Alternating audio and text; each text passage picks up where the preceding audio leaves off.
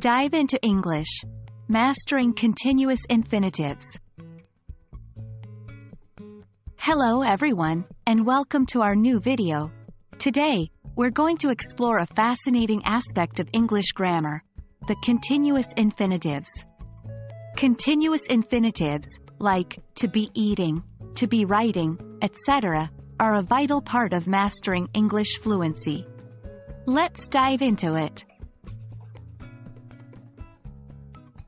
Continuous infinitives, also known as progressive infinitives, combine to be and the ing form of a verb.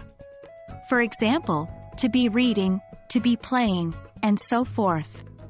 The key function of continuous infinitives is to indicate an ongoing action that is happening at the same time as another action. The structure of a continuous infinitive is quite simple. It's formed by combining to be with the ing form of a verb. Here are some examples. 1. To be running. 2. To be swimming. 3. To be studying. Continuous infinitives are used in several scenarios. 1. To denote an action happening at the same time as another action. I am happy to be learning English. 2. With verbs of perception, see, hear. I was surprised to be seeing him at the party. 3.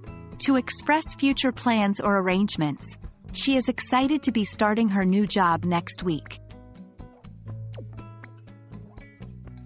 Now, let's test our understanding with a small exercise.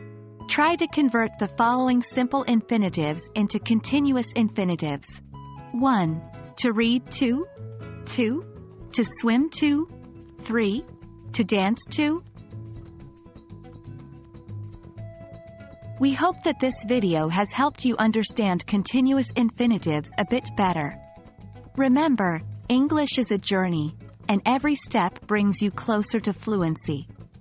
Keep practicing and you'll get the hang of it. Until next time, happy learning!